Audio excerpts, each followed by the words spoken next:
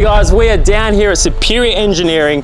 Now 6 years ago, I filmed the behind the scenes of their facility and so much has changed. There's a brand new shop, so we are getting an exclusive look today behind the doors of Superior Engineering and how Mick converted his passion for off-roading into a multi-million-dollar suspension monopoly. That's right guys, I've been super excited to do this episode because Build Not Bought are getting an exclusive look behind the doors of Superior Engineering. It's been about 6 years since we've done one of these.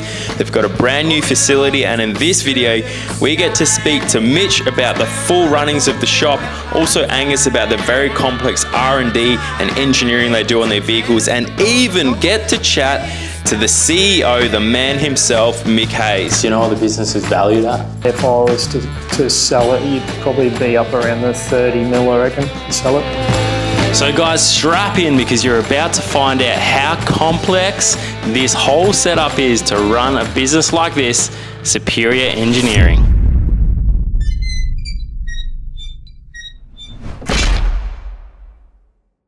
Spuds. Best buds. We're here with Angus. Right, we're here with Angus. We're going to talk about a real large part of Superior is your R&D, your SSM. As time's gone by, we branched into what they call second stage manufacture. That's a big part of the company here, like a lot of turnover comes in from that. So this is one of the 5-inch 37 builds.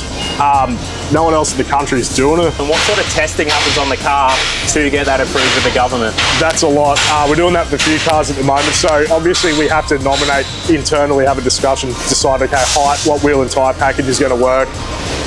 Once we do that, we have to build the car, get it to that spec. We have a number of tests we have to do. There's brake testing for the GVM change.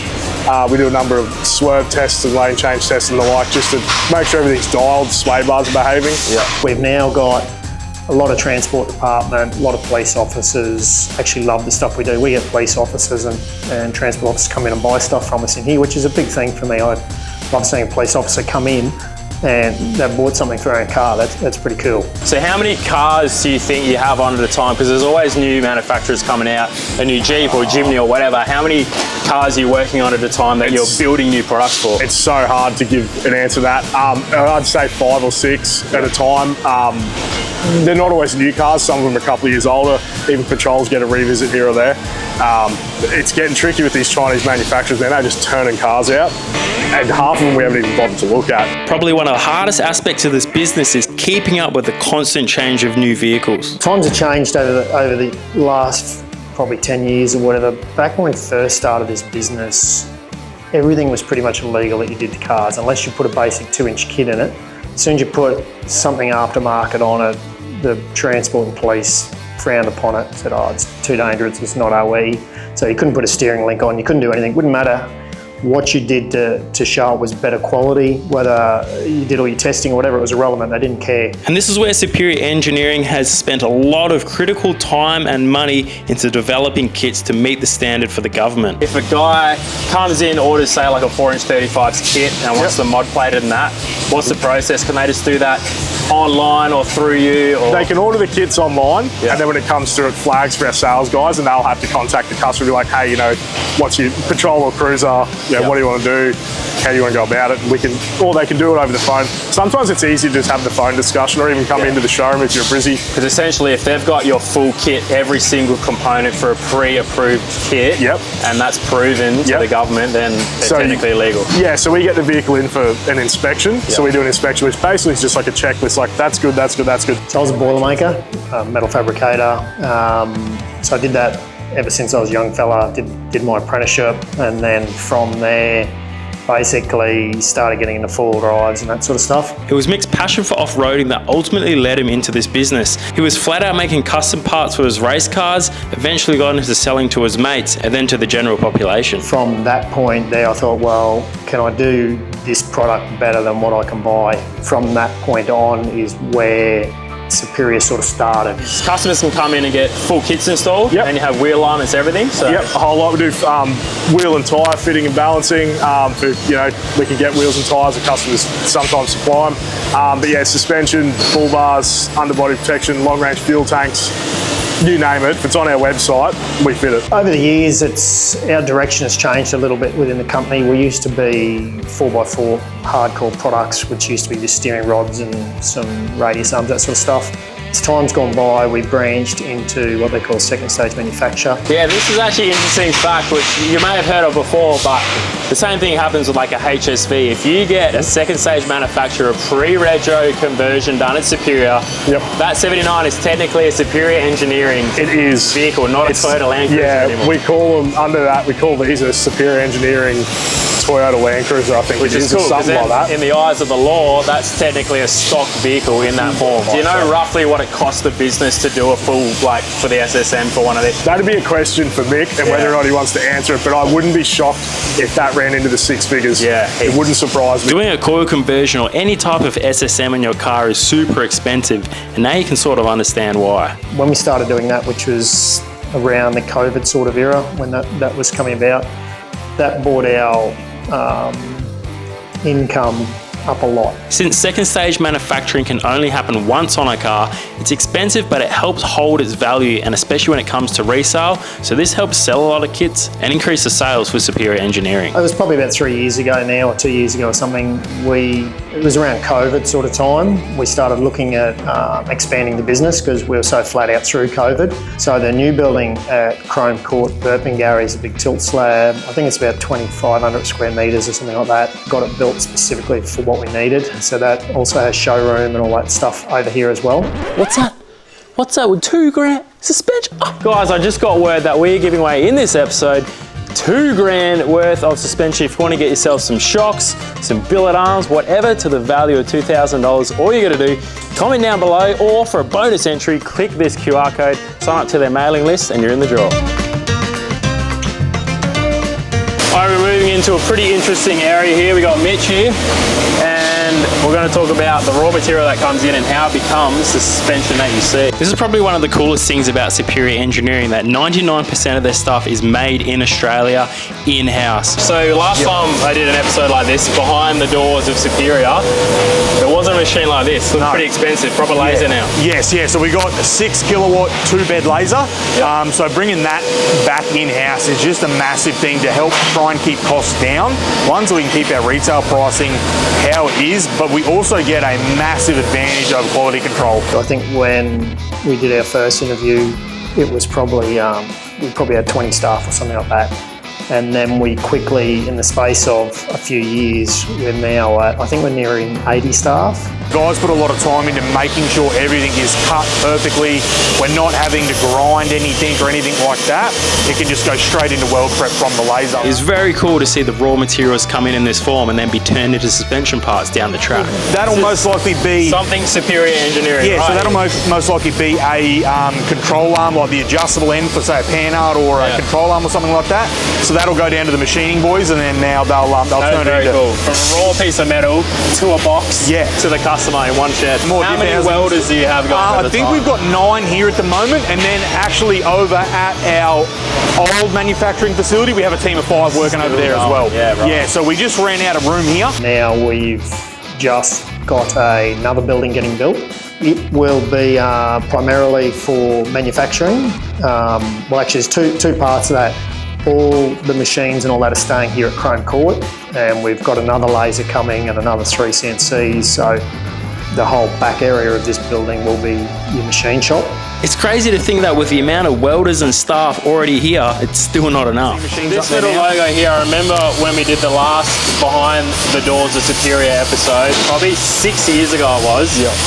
Mick took me to a couple of guys that did this for him, so now it's all in-house, little engraver, but that is the next stage. It's obviously been cut and it's been machined, had all the engraving put in, welded up, and onto zinc coating and all that. Zinc coating, exactly right. That's out of house? Yeah, that's still out of house. You can't get licenses to do that stuff in Australia anymore. As much as like Mick would love to own the zinc platers, it's just something we just can't do in Australia. What's the biggest challenge you have faced business-wise in the last 10, 15 years? I think it's just the Chinese imports coming in. That's the biggest thing. The Chinese aren't dumb, they can manufacture stuff good, and it's cheap, and you've got so many people now just on eBay they're not even a legitimate business. They don't give a shit about warranties or anything like that. They don't really have any business sense. They literally import a part cheap, sell it cheap. Unfortunately, that's business. That's what it is in this world. But I'd say it's probably the biggest struggle. The fact that Superior Engineering products are locally manufactured here in Australia keeps the quality control, and the customers see that dedication to the local market. Talking about quality control and so many variables of products, how do you make sure they're built the same? Obviously, a lot of the bending and stuff's in CAD, but then jigs are But yeah, for your control arms and that, it's all a jig. Like all these storage bays here, this is all jigs. Right. So the boys can get in. We've got proper forklifts to get up nice and high, but it's all jigs. So we've got jigs for welding, like diff braces, control arms, like absolutely everything. You look at like the likes of like your Nissan Patrol control arms and that, the bosses are all offset on the ends and that sort of thing. So if you don't have a jig, you can't get that exactly the same every time. You guys have your Black Friday sale coming up and you're flat out with your manufacturing. Just goes to show here in this bin how many parts that they'll pump out at a time. The guys will go and, like, at any one time, if they're in a specific product, how many versions of that one arm are they going to do before they move on to a different tyre? It is it varies just purely based on some models of vehicle just sell more product than another. But yeah, we can go from like drop boxes for Nissan Patrols. We'll make a batch of 200 and that's about 3 months. We did a thing the other day, just a bit of a competition. I'm pretty sure, I'm a bit out of touch with sales going up, so I don't get involved in sales anymore, but I got a feeling it was about 400 a day, 400 orders a day. But you got to remember, an order is not a part. An order can be one part, or an order can be a full suspension kit that's 40 parts. So you're talking thousands of parts going out a day. We're talking batches of 1,000. We'll have all of these boys just working on blowtorches, preheat and biz, and the next guy will be welding it of just radius arms. It's we do everything in huge batches, especially like coming into Black Friday sale. We have to have big amounts of stock. Now I wanted to move on to see the stock that they hold, but then Mitch showed me this machine literally making their own nuts. This is a tie rod nut for your cruiser tie rods. So it'll make probably 300-400 of these today, and Stuart's just got a machine doing that. How come you do that rather than just buy a set? Is it just quality control? Quality control, and that's what a lot of people don't understand with what we do here a lot of the time.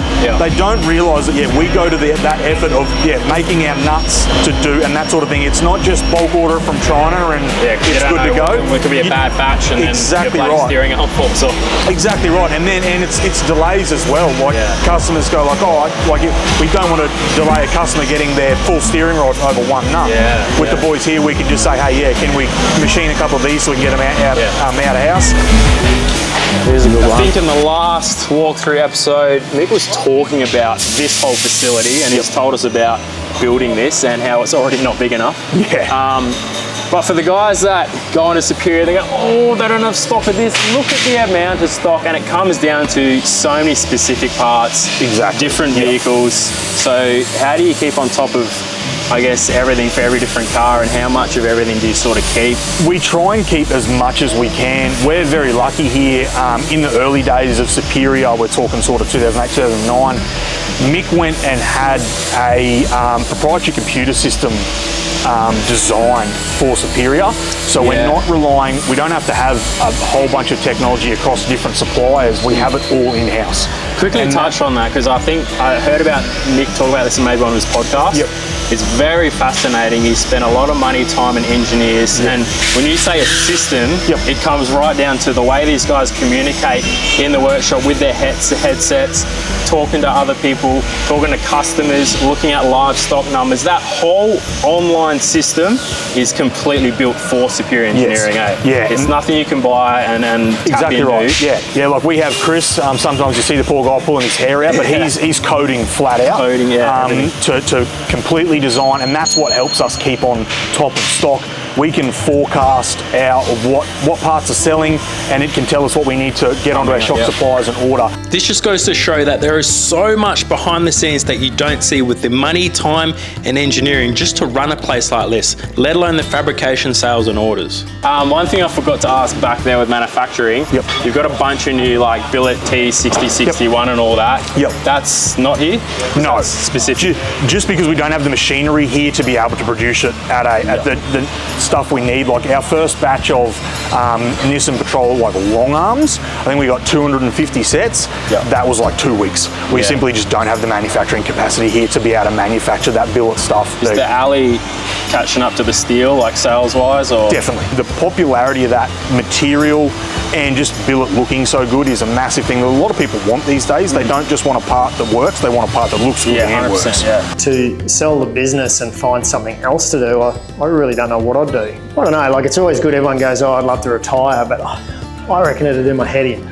Like just honestly, I'm the sort of person who has to be doing something. I know I certainly couldn't just sit at home and do nothing, and I don't know if I'd want to go work for someone else either. So maybe I'll just have to go and buy some more toys. It's super inspiring to see Mick's passion for racing actually turning into a business like this. And he still gets the chance to get out there and have some fun, even though he has hundreds of staff and a bunch of stuff going on.